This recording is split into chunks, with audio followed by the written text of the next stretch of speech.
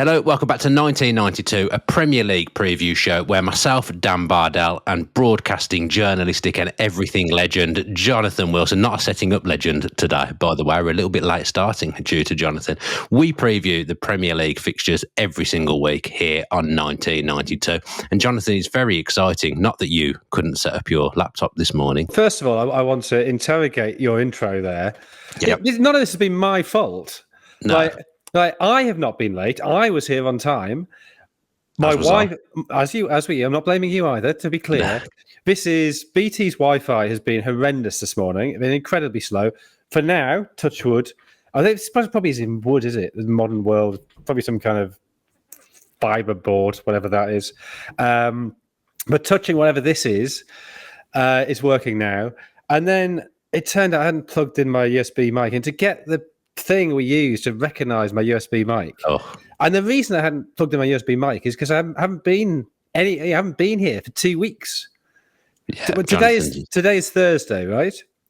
Correct. So in the last 2 weeks, I've been in Manchester, Oxford, Sunderland, Copenhagen, Malmö, Copenhagen again, Birmingham, back to London, then to Oslo, then to Buda, and I fly to Buenos Aires tonight.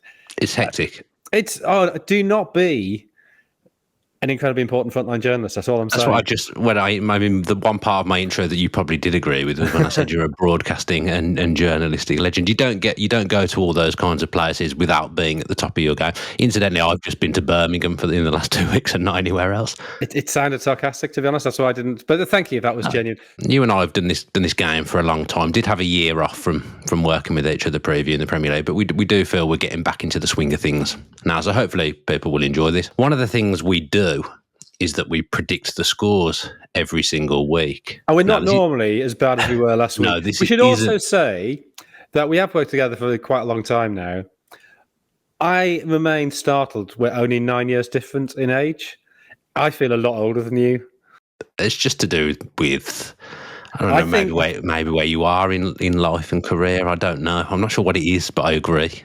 I think I was born quite old and sort of slowly growing into that. And I don't want to say you're immature, but I think you have a youthful joie de vivre that I've long since lost. I think it's starting to go now. That I don't know what that word was that you've just said, but I do think that is starting. Joie de vivre. Is that what it was? Joie de vivre, joy of living. It's French. No, I do think that's starting to go now. But I think I've come on leaps and bounds in terms of maturity since when I first met you. I imagine the first time you did a podcast with me, you were thinking, who is this guy? To be honest, I've come on leaps and bounds since the second episode of this, where you turn up in a vest. Yeah, it was very hot in my office that day. Audio listeners won't have to worry about seeing me or Jonathan in a vest. I don't imagine Jonathan ever wears a vest unless it's underneath as an extra layer of warmth. You leave my lingerie choices out of this. Okay, fine. Let's look at our predictions then. Last week, you sent me your predictions and told me what score you got yesterday, and I kind of laughed to myself that you only got 3 points. Then I went and did the maths on mine, and I actually only got 2. So it's a pathetic week from both of us. Well, I think what it does say, it says we're quite bad at predicting things, but I think it also says last week was quite a strange week in the Premier League that. Chelsea losing, Manchester United losing. I guess Manchester United losing we should be used to now, but it still feels slightly weird. Liverpool losing, obviously. Sunderland winning again. There's lots of things that were a bit surprising, and that's been one of the joys of the start of this Premier League season, that I don't think any of the title contenders look anything like the finished product yet, and I'm sure they'll all improve. So we're still in that nice phase of the season where things are settling down, and Sunderland are fifth. Fair play to you for not throwing Villa winning a game into one of the anomalies of the week. I thought you might do that. Let's start with Chelsea against Liverpool, probably the biggest tie of the week. And Chelsea a little bit all over the place at the moment, and Liverpool obviously are coming off a pretty bad week after 2 bad results. But before we go too deep into it, just wanted to do a weekly heat check on your call at the start of the season that Chelsea are favourites for the title, Jonathan. Okay. I think when I said that, I was looking at the 3 obvious contenders are Liverpool, Arsenal, Manchester City. Yep. And I was seeing flaws in all of them, and I think they are all flawed. I was looking at Chelsea thinking they've got an incredible squad. They've just won the Club World Cup. It feels like Enzo Maresca has worked out what he's doing. It feels that after a year in the job, he's got the squad he wants. I thought their midfield three, Lavia or Reece James, who I think played really well in the Club World Cup final, plus Caicedo, plus Enzo Fernandez. I thought that's a really good, powerful midfield three in a league where I think midfields are slightly underpowered this season. Yeah, so that was my logic. I had perhaps overestimated Robert Sanchez, and Chelsea have then had a whole load of defensive injuries which they've failed to cope with. And now there just seems to be a general meltdown there. And I guess the other thing that was apparent last season, I just sort of thought they got over, was that massive over-reliance on Cole Palmer for creativity. But really, from that first game when they drew with Palace, they've struggled to score goals. I mean, they scored 5 against West Ham, but I'm not sure that really counts. A lot of those were from set plays. Open play creativity, Chelsea, they need Palmer. It's not coming from open play. No, the signs were there as well, weren't they, in the first day of the season when they drew 0-0 with Crystal Palace, and Palmer played that game from memory. But even then, they didn't create too much. You've mentioned all their problems at the moment, Jonathan. Another problem that they have at the moment is they can't stop getting men sent off. Every week at the moment, they're down to 10 men. I was going to ask, why does that keep happening? But I suppose there isn't really a logical reason. It's just I think there is a logical reason, and okay. I think that's where the club statement they put out, or the briefing that they gave, so saying, "Oh, we've only lost, I can't remember what it was, like 5 games in the last 8 months or whatever, and 4 of those came after the red card." Yeah, I saw that. Because the red card's not an act of God. It doesn't just it's not like a random bobble of the ball. It's not that sort of suddenly a sinkhole's opened up in the middle of the pitch. Even that, I guess you'd say, would be to do with geological underpinnings or whatever. They get the red cards because they get in daft positions, and they get put under pressure. So, why does Robert Sanchez get sent off at Old Trafford? Because they get done with a simple ball over the top, and he comes charging out of his goal because the player clean through. The red card against Brighton last week, it's because they get put under pressure by Brighton's press. They don't have the options. Caught in possession, leads to a one-on-one, leads to a panicky challenge, leads to a red card. The red card's a result of poor play. I guess there's 2 kinds of red cards. There's red cards where a player loses it and has a swing at somebody. And maybe that is, from a managerial point of view, maybe that is a little bit unfortunate that suddenly all your plans are... the red card Sunderland got at Aston Villa. Manildo clearly deserved to be sent off. It had nothing to do with how Sunderland were playing. He just sort of stupidly kicked out at Matty Cash. So Regis Lebris there could say, well, that's not really on me, that's on him. And then adjusted really, really well. Whereas Chelsea's have been, because of the state of the game, that the players have been forced into these panicky challenges with players bearing down on goal, leading to the red card. And then I think Maresca's actually reacted poorly to them. So there's a sense of him, I think, starting to... we've seen that tetchiness with him before, but that seems to have been ramped up now. And you can almost... I mean, Chelsea historically has always been a very leaky dressing room. And you are starting to hear the odd drip of players complaining about Maresca. So it feels that situation has accelerated quite dramatically from the summer when they became world champions to now Maresca looking under a bit of pressure. Yeah, he does look vulnerable, and I know Liverpool have had a bad couple of games, but it's not an ideal fixture, because if Chelsea don't take anything from this game, suddenly I think alarm bells really are ringing. Then, like you say, I think Maresca comes under huge pressure. If you were a betting man, would you put money on at the moment that Maresca would be there at the end of the season, that he'll last?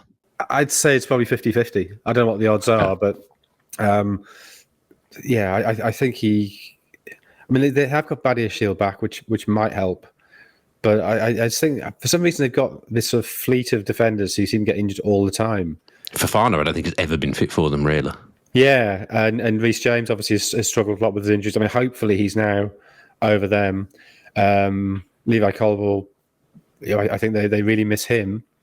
Is that sort of figure on the left who I think he and Cucurella work together pretty well.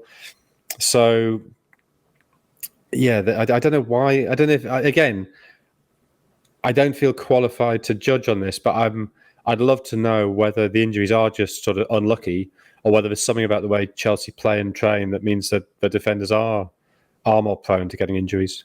Yeah, I had a thought yesterday that maybe Cesc Fabregas might end up at Chelsea, given what he's done at Como and given his connections. That's popped into my head yesterday when I was thinking about Chelsea.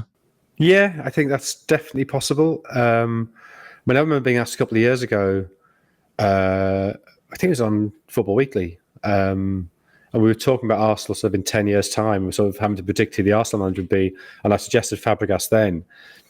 I mean, he obviously is much more Arsenal than Chelsea, but I don't think there's any realistic... Well, actually, I say that.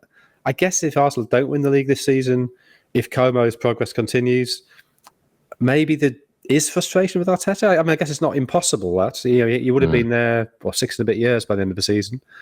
I guess if they finish second by a couple of points, I don't think they get rid of him. But I suppose if they did collapse and didn't get anywhere in the Champions League, maybe Arteta does come under pressure, and Fabregas' availability would potentially increase that. He turned down jobs in the summer. Do you think if Chelsea came for him mid-season, he'd turn that down? I mean, it's impossible to answer that question. I know. I'll just after your opinion. I think if you're the coach of Como, you're not thinking, this is my long-term future. I think you think this is an exciting project. Yeah, obviously, great place to live. Really well funded. I can see that's really exciting at the moment because it's a club hitting heights they've never hit before. So I can see why you would enjoy being part of that, and you wouldn't just take the first big offer that comes. But equally, the money and prestige the Premier League offers is way greater than that. And I'm sure Fabregas long term has his heart set on managing in the Premier League. And I mean, I'm sort of guessing here, but I assume he feels more allegiance to Arsenal than Chelsea. But I'm sure either he did win the league with Chelsea, so either of those clubs come calling. I'm sure he would be very interested. Yeah, he was an exceptional player for both and has been a really, really good manager so far in his short career. Let's talk about Liverpool then, Jonathan. It's probably the last week to 2 bad results that they've had. We can probably say the signs have been there and that it's been coming, but for it actually to translate and Liverpool to lose 2 games in a row, it's not happened too many times, if at all, under Arne Slot. But as I say, it has been coming. Yeah, they did have that little run last year. They lose 3 in a row at one point last year. So they already won the league? No, in the spring. It just looked like they played really badly in the second half against Wolves and got away with it. And then maybe they just dropped points. They dropped points against Newcastle and Everton in back-to-back games. I think maybe the PSG game was in the middle of that. I don't remember. So anyway, they haven't had many bad runs on the Slot, I guess, is the broader point. And yeah, I think you look at those first 7 games of the season, the 5 league games plus the game against Atletico plus the Community Shield, and they were getting away with it, and we all knew they were getting away with it, and that could have gone one of 2 ways. They could have sorted everything out, and they could have started playing well, and performances could have moved up to meet results, or what's actually happened is results have come down to meet performances. So I think actually the Palace game was the really worrying one, because they went back to the midfield 3 of last season of Gravenberch, McAllister and Szoboszlai, and it didn't make them look any more solid at all. If anything, they were even more open. So those 3 together had played really well. I thought the second half against Atletico, even though, I mean, that's actually when Atletico came back, but they looked better then. But that's clearly not a panacea. There's other things going wrong. And I actually think a huge factor, it's obviously individual form. I don't think Kanate is playing particularly well. I don't think Kirkus has settled particularly. I'm not sure the transition to Frimpong on the right has helped them. But I guess that's part of it, that the player I think they're really missing is Alexander-Arnold. I think he was often criticised for not being a great defender. And I think in terms of his one-on-one defending, that's true. I don't think he was the best marker. I don't think if somebody was running at him with the ball, he was particularly great. But I think what he did do, he was very good at tucking into midfield, providing that extra man at the back of midfield in what was a very creative 3. And he was very good at playing those very quick 30, 40-yard passes out to Mohamed Salah. And that was one of the things that got Salah into the game that released him. And so I think they've both lost the solidity, the stability he gave them becoming an extra midfielder. But they're not getting the ball to Salah quickly enough. And he's had a really anonymous start to the season. And I think it is that relationship on the right. He's having to learn a completely new way of doing things with Frimpong. Yeah, I watched the Palace game on Saturday, and Palace were really good. Palace are a really good side. They're 18 games unbeaten. But you did kind of think, whilst it was 1-0, Liverpool, they'll score here, they'll get back into it, which they did. Chiesa scored, and it was 1-1. But then to go again and concede, that'll be alarming. And when you've got all the problems that Liverpool have defensively at the moment in terms of players not settling, players not being in the best of form, you can now add that their world-class goalkeeper's not going to be there. Now, look, they've got a brilliant backup. Mohamed Ashvali, I always get it wrong. He's a great goalkeeper. We've seen him in tournaments before for Georgia. But at this time, I suppose this isn't the time you want to be integrating him in goal because there's other stuff going on. I mean, look, he's a really good shot stopper. That's definitely true for Georgia. What I don't know is how good is he in one-on-ones, because you've never watched Georgia play. They tend to sit deep and play on the break, so they're very on the Georgian defensive line. Whereas Liverpool getting done all over and over again. Now, Alisson is really good in one-on-ones. He's really good in terms of his positioning. He's really good in terms of, I don't know, sort of almost out-psyching the forward, plus obviously his reflexes and everything. So for Mamardashvili, we're both struggling with that. Is it? Yeah, usually just players' ages we struggle with. Mamardashvili, if he's not comfortable with playing as high as he needs to play, if he's not comfortable with that sort of sweeping up role, a real problem. And there's also, one-on-ones. You can be the best keeper in the world at one-on-ones, but it's a really good chance. He doesn't have to do much wrong for, suddenly João Pedro runs in the first 10 minutes, and suddenly his Liverpool debut, Mamardashvili's let in 2, and everybody's going, who is this joker? So I think he's in that position of not having credit in the bank and being under pressure because of the way Liverpool are playing. I guess what we'll see on Saturday when Chelsea play Liverpool, isn't it? I guess what we'll see on Saturday is what the value was of Kelleher, because you mentioned Mamardashvili not kind of knowing the system yet, which of course he won't, and he will learn it, and I'm sure he'll be fantastic for them and eventually be the number one. But Alisson does always have a spell in the season where he's injured. It's come now. Liverpool did always kind of ride that storm because Kelleher, although not quite as good as Alisson, did just kind of know the fundamentals and did always come in and do a good job for them. Yeah, I mean, it was one of those sales. I guess it wasn't even the sale; it was the purchase of Mamardashvili that looked odd when they signed him. So why do they need him? Kelleher's a really good backup. Was agitating behind the scenes, saying that I need to be first choice, which is fair enough. I mean, he's definitely a good enough keeper to be a first choice Premier League keeper. But yeah, it's another element of uncertainty when they've created a lot of uncertainty. That 5 major signings plus Mamardashvili is 6, and every new signing, unreal, good with numbers. Every new signing probably just your capacities by 2 or 3% in the short term, while that player settles, while others are used to them, and it's a multiplicatory thing that 2 new signings is not twice difficult as 1. It's more than that, and 3 is even worse, and 6 is worse than that again. So I think that's what Liverpool are going through. I think it's the consequence of signing only Chiesa, that the stability that gave them, they benefited from. But if you think most teams need 2 or 3 new a year just to stay fresh, well, they've had to do 2 lots of that in one go, and that means that they have had this instability, which I think has created some fairly significant tactical issues. But how old Mamardashvili? That's the real quiz here. I'm going to say 23. Oh, I think he's a little bit older than that. I'm going to say 26.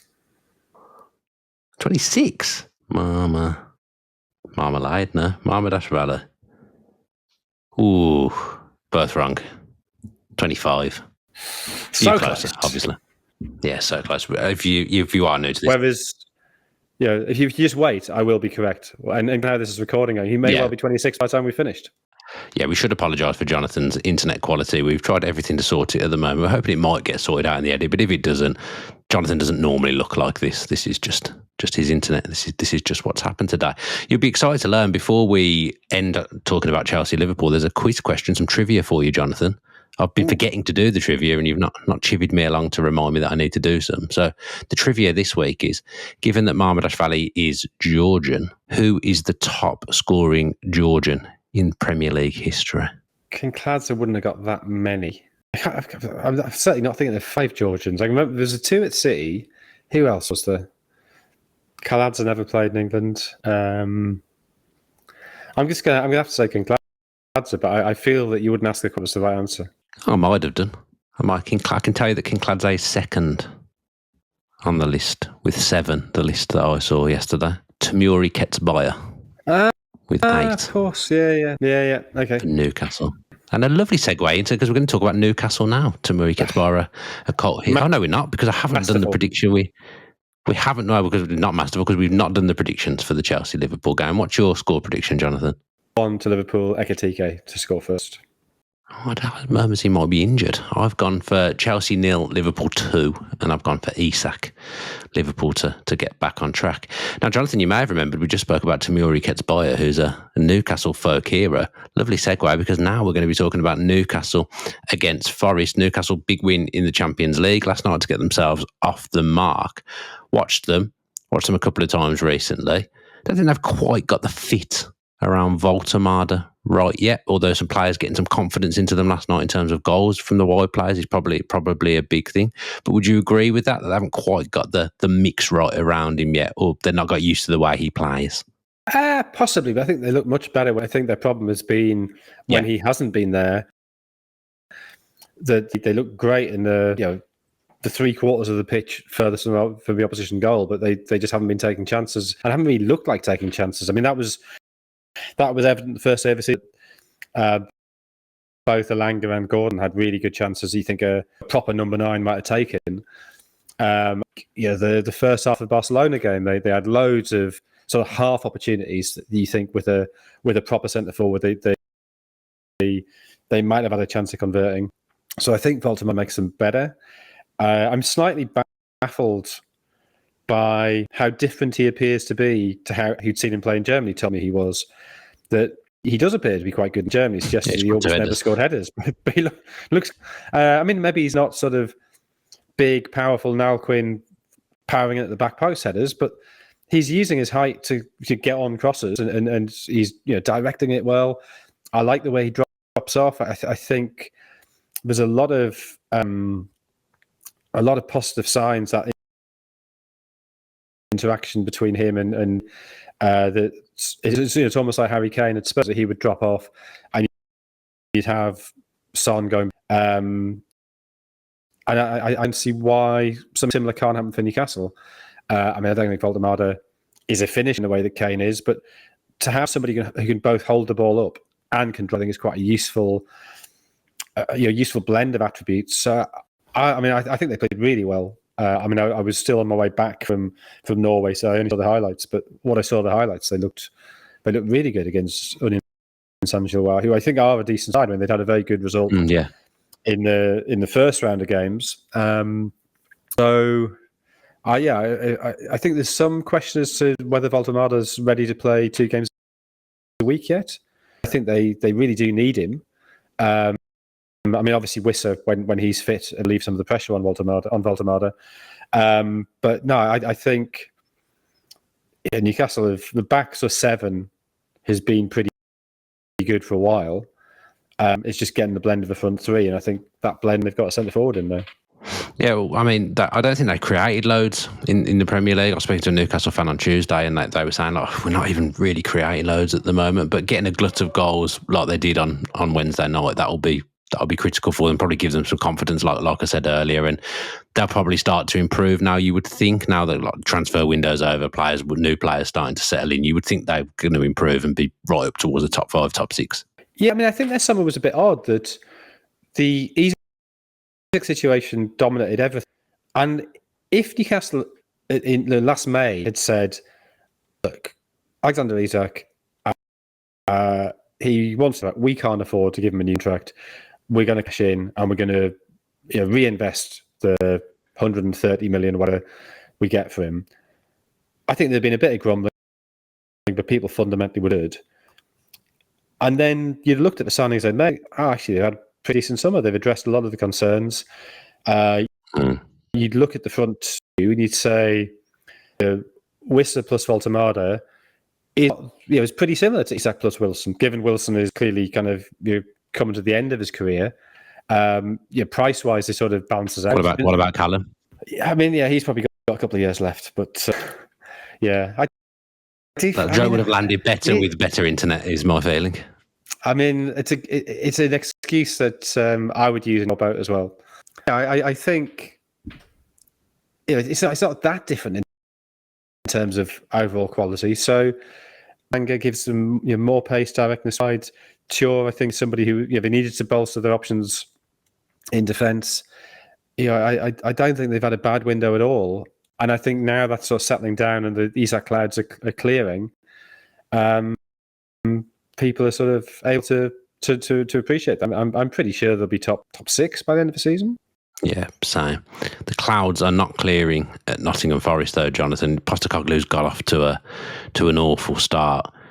To have gone from Nuno to Postecoglou, to have had the feel good that the club had under Nuno, because the fans really liked him. I know they like the owner as well, but they were really, really fond of Nuno, and he'd done a great job. I'm not convinced by Postecoglou to Forest, and I don't think the fans will be from Nottingham Forest either, but it's not been a good start, Jonathan. No, it's been a start, and I think it was very predictable. You look at that squad and you look at the way they're under Nuno, and you look at how Postecoglou plays, and they're different things. And we had that just after he's appointed. You have the Serbia-England game, and you Lenkovic, getting ripped apart by players running in behind him and eventually getting sent off. And you're sort of thinking, he really can't play. He's really going to struggle if Postecoglou asks him to push up. And Postecoglou is beginning to ask him to put in a work. You've had 2 centre-backs last season with 2 of their best players, him and Murillo, but they're both big, slow, strong defenders who don't want to have to turn, and putting them in a system where they're going to have to turn. So I've been a bit unlucky with Loaina being injured. I think he had a really good season last season, and he is somebody who I could cope with playing a higher line. But even Chris Wood had this great Indian summer to his career, suddenly become a real goal scorer as well as being that sort of physical presence. But he's not somebody who's going to be able to press 100 miles an hour all game. That's just not the shape of player he is.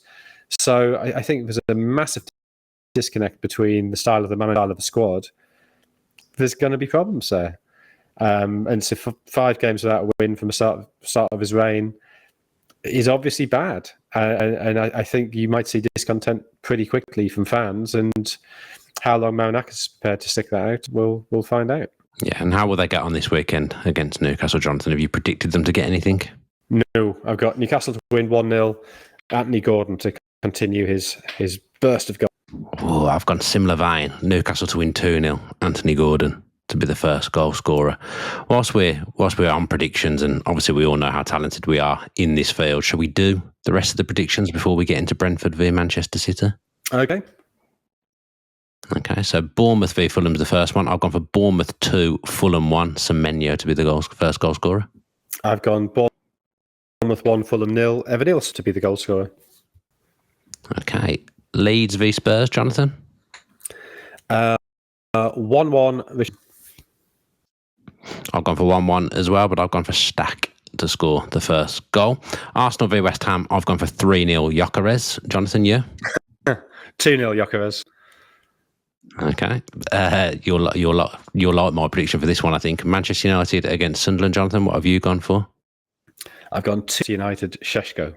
You always predict Sunderland to lose, and they keep not losing. Is that why you're doing this? Because I feel like you're playing a part. Because I don't think that. I mean, it's odd. Pretty good so far. First 6 games of the season, 11 points, and I sort of feel a bit annoyed about them, a bit annoyed with them. I think they could have. I'm annoyed that they lost to Burnley. I'm annoyed with Renilde for that red card again. Won that game with 11. I think.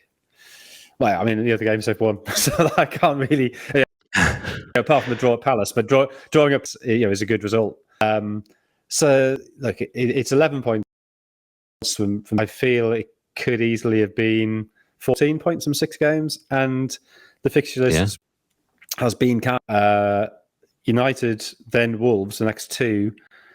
Again, I said before the Forest game, I'd take 4 points from the 3 games. Obviously, 3 already. But I think a draw at United and then maybe beat Wolves at home, suddenly they're on 15 points, and then they're almost halfway there. I think I think you probably need 36, 37 to avoid relegation this season. It'll be a little bit higher than previous seasons because none of the bottom three are terrible. But yeah, I think you've got to be cognizant of the fixture list before they've done, and they will come a cropper at some point. I think Saturday will be the start of it. Oh, well, I don't. I've gone for Manchester United 1, Sunderland 2. Isidore to score the first goal. I'm going to keep back in Sunderland. I called them. That doesn't matter. At some point that will change. I called right at the start of the season Sunderland would be absolutely fine, so I'm going to keep predicting them to win. Although actually I don't think I did predict them to win last week, so yeah, giving myself a bit too much credit there. Villa v Burnley, I've gone for 3-1 to Villa. Rodgers to score the first goal to get off the mark for the season. Jonathan? 0 to Villa, Watkins. Excellent stuff. Everton v Palace, Jonathan? 1-1, Mateta. I've gone for 2-1 to Palace, Mateta. And then finally, Wolves against Brighton. I finally predicted Wolves to win the game. I've gone Wolves 1, Brighton 0, and Arias to be the first goal scorer. Jonathan? Finally, a significant difference on 1-0 to Brighton to score the goal. For new listeners, as we said, probably not wise to go out and make any bets based on what Jonathan and I have called after last week. Although I got 13 points the week before, which was pretty high. To go from 13 points to 2 points is very, very poor. Very, very strange. A tough game, the predictions game, as we all know. Let's talk about... Oh, sorry. If you average 8 points a week, you'll win. And so your 13 plus 2 is 15, over 2 weeks, 7.5, proving 8 points would win. Yeah, it's got to be better. It's a 2-horse race. We know that already. Just the two of us in it. Let's talk about Brentford against City then. Brentford's home form under Keith Andrews, Jonathan's been really, really good, and Keith Andrews hasn't kind of been the disaster that some people have called, which doesn't surprise me at all. Actually, I think some of the things that were getting said were pretty harsh, but at home especially, they've been decent so far. They've been competitive all the way through. Oh yeah, I think away as well. I mean, this is one of the problems of modern football discourse, that a lot of people, myself included, quite recently said Brentford have been really good under Thomas Frank. You change him, you bring in somebody with no frontline experience. That's not saying he's going to be a disaster. It's saying there are doubts, especially with losing Mbeumo and Wissa and Flecken. So they lost 4 of their sort of regular starters, plus the manager, and they're a club that operates on the last year's 19th biggest budget in the Premier League. So if you're saying which of these existing Premier League teams could potentially, if some of the promoted sides stay up, it's absolutely not to say Brentford might be one of them. You've changed a lot of the parameters there to say we don't know how this will work. And to be honest, they've been significantly outperforming their budget for a long time. It's a totally reasonable point to make. So I think you're right that some of those doubts became a sort of concrete expression of they are doomed, and that was always ludicrous. But equally, some of the reaction to people having expressed doubts is ludicrous. Having the doubts made sense and continues to make sense. Only 6 games into the season, they've been fine. They've been okay. It's not as early. They were very, very good, certainly first 20, 25 minutes against United. I mean, could easily have been 3 or 4-0 up on a bit by the end, but they did cling on and played well against Chelsea to get in the draw there with better side in the first half. To be honest, a bit unlucky to get beaten at Sunderland. They missed in that game, had a goal ruled out for offside. It was tight. So I think it's been a good, solid 7 out of 10 start from Keith Andrews. Yeah, I think there was a bit of a misconception around Keith Andrews at the start of the season. People saying, they've given the job to a set-piece coach. I don't think he actually is a set-piece coach. I think he was just a first-team coach that was doing the set-pieces for Brentford. He's got other coaching experience. So it wasn't like he was stepping up from being a set-piece coach to being a head coach, because he was just a normal coach who was working on set-piece. And I quite like the way he speaks. And, he's got Brentford very, very competitive. As I said, I think he deserves credit for the start of the season. He was seemed to be dressed as a UPS driver. That's what it was about. But yeah, he's got some gnarly dressings. Maybe some of the Brentford do seem to have that. They have got that brown tracksuit thing going on. So maybe who's sort of trying. Maybe it is actually official Brentford kit. I don't know, but it caught the attention of my wife. Why is that UPS driver on the bench? She said, and I said that's Keith Andrews. Keith Andrews spent a long time working in media as well. So I mean, I've done radio shows in Ireland with him. Lovely bloke, frankly, and so I hope he does do well because he's bright and a nice man. I'm disappointed that when your wife asked you what the UPS driver was doing in the dugout, you didn't say, well, he's delivering at the moment. I'm just disappointed you didn't say that back. I really did, but I thought it wasn't worth repeating here. You've got to tell the whole story, Jonathan. It's only fair to give a whole reflection. I was doubting you. I couldn't believe you hadn't done that. I'm not going to miss up that kind of opportunity. No, it's got to be done, hasn't it? Talking to people, I keep doing this. Talking to people who deliver. Erling Haaland's had a good start to the season. Jonathan, where does he rank in terms of all-time Premier League strikers? I mean, he's right up there, isn't he? I mean, scored a phenomenal number of goals. He's big, terrifies people. Yeah, even his bad seasons, he scores 22 league goals last season when he was, City had something like that. Poor season. He had a bit of an off season, so he will continue to break records. Is he better than Shearer? Is he better than Henry? I mean, I'm not really sure how useful that discussion is, but he's absolutely on the top level. Yeah, I mean, it's frightening at the moment, scoring goals in the Champions League as well. I loved his last goal against Burnley at the weekend because he just had the foresight that there was going to be a lack of communication and a mishap between the two centre-backs. He just started making his run before they'd even jumped up for the ball. He just sniffs goals out, doesn't he? Just senses danger. Yeah, and he's obviously got his physique is ridiculous, but often with a player that big and that quick, you worry that the joints aren't going to be able to sustain it. And we saw that with the Brazilian Ronaldo. His knees couldn't quite eventually withstand his sort of physical bulk and pace. You look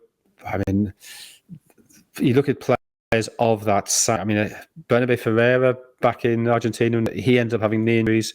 There's no sign at all of Haaland. I mean, maybe that's just modern sports science that they know how to deal with it. They know how to build up the right muscles to protect the ligaments. But he seems, he has had a couple of injuries, but he seems pretty much indestructible. Even something like Christian Viera had a lot of injuries because it just being that big puts a lot of strain on the body. But Haaland seems immune to that. So he's an absolutely terrifying physical specimen. But he's also a really subtle, deft. Yeah, his range of finishing, he's got all kinds of different finishes in the armoury. I feel recently as well, he's like adding more right foot goals to his weaponry, as if he needed more in his arsenal. Yeah, I think you're right. I think maybe it's to do with confidence, but I feel he's really added the very gentle, distinct finish, which he was somebody who'd run through and then smash it through a keeper.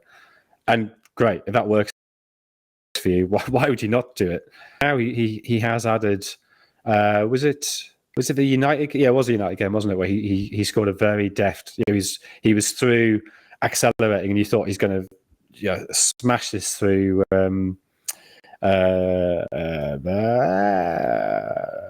Binder. What was his name? Yeah, Binder. Sorry, and he didn't. He sort of decelerated on the and just sort of dinked it over him. Yeah, a gentle giant now, as well as a really fearsome striker when he's at full tilt.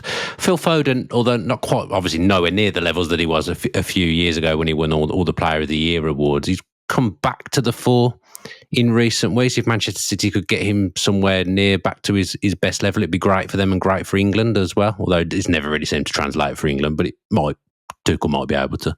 Yeah, I mean, I was at the United game and he was excellent in both of them. I think. He'd often been used on the left, and certainly with England, he's often been used on the left. He's now playing on the right, drifting in field, and that really seems to suit him. I think that combination of him on one flank and Doku on the other, the Doku tends to stay quite wide, great dribbler, is much more about finding space, about the subtle passes, about the late runs. But yeah, he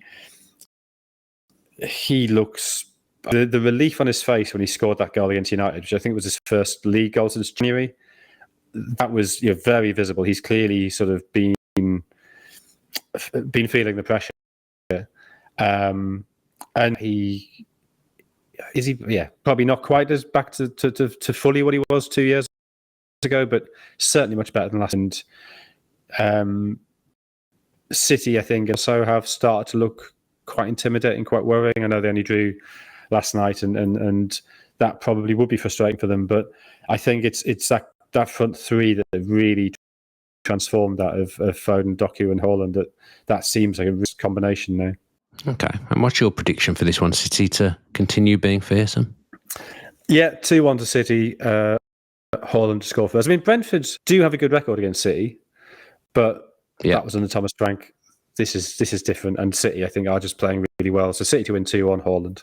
Yeah, I've gone for 3-1 to City with Haaland to score the first goal as well. You're not really going to predict anyone else as a first goal scorer at the moment.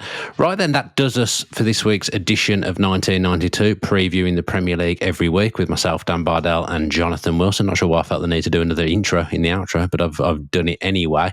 Jonathan's off now to sack his internet provider and get a new one in time for next week so that we can do a show properly. Anything to say? I mean, literally, by the time I'm back using this Wi-Fi, I will have upgraded.